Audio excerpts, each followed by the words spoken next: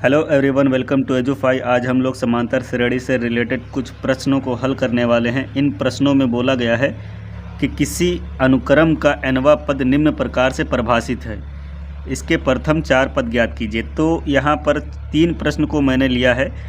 इनमें पहला प्रश्न है an बराबर 3n+1 और ये इनका nवां पद है और इसके मुझे 4 क्रमागत पद ज्ञात करने हैं। ठीक है, तो पहले प्रश्न की तरफ आते हैं।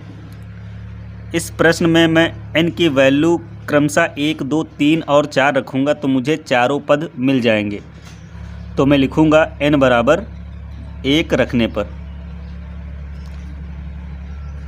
अब इस प्रश्न में n की वैल्यू 1 रख देंगे तो a1 मुझे प्राप्त होगा। तो a1 बराबर क्या होगा, 3 × 1, n की जगह पर 1 मैंने रखा, ठीक है, +1 गुणा करेंगे और फिर 1 को उसमें जोड़ देंगे। 3 × 3 + 1 4 होगा। तो पहला पद a1 मुझे क्या मिला, 4। ठीक है, इसी तरह से n बराबर 2 रखेंगे तो मुझे a2 प्राप्त होगा। तो मैं लिखूँगा n बराबर 2 रखने पर।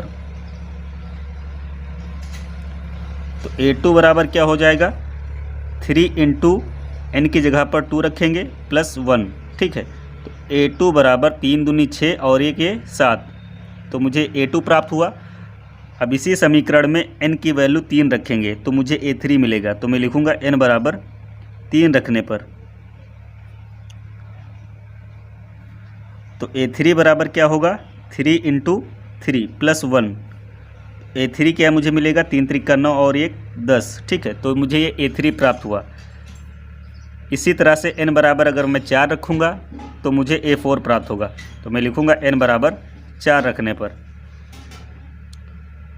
तो a4 बराबर क्या आएगा, 3 × 4 + 1। यहाँ पर इसको इससे जोड़ेंगे गुणा करके, ठीक है, 3 × 4 12 और 1 13, तो मुझे ये a4 मिल गया।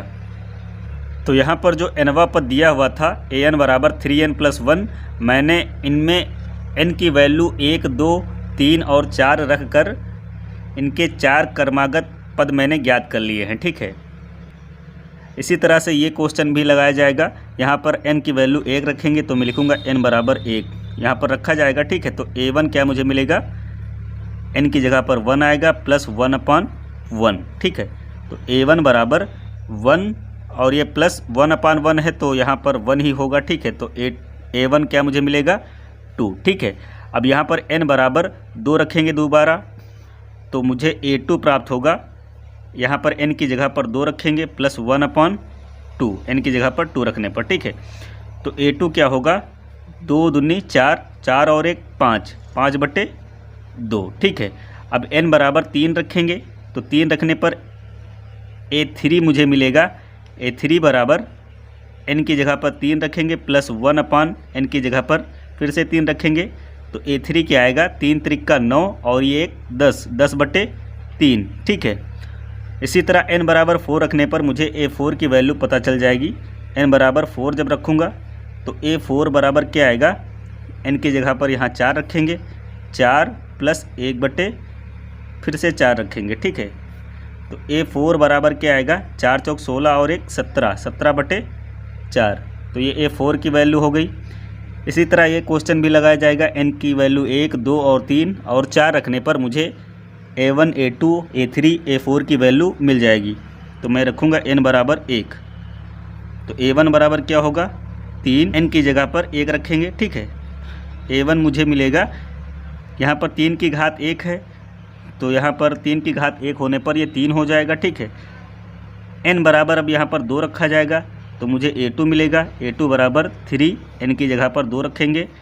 अब 3 का यहाँ पर स्क्वायर है तो 3 का स्क्वायर क्या होता है, 3 × 9। ठीक है, तो a2 बराबर 9 हो जाएगा।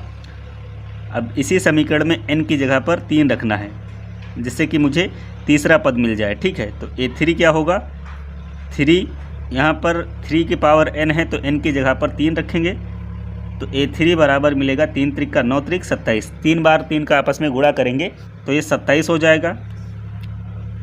n बराबर अब 4 रखेंगे इसी समीकरण में तो मुझे चौथा पद मिलेगा। तो a4 बराबर क्या होगा, 3, n की जगह पर 4 आएगा। a4 बराबर क्या होगा, 3 का 4 बार आपस में गुणा करना है। 3 त्रिक का 9, 9 त्रिक 27 और 27 तिया 81। ये मुझे चौथा पद मिल गया, ठीक है। तो आई होप आप लोगों को वीडियो पसंद आया होगा। अगर वीडियो पसंद आया तो वीडियो को लाइक करें और चैनल को सब्सक्राइब करें। Thank you.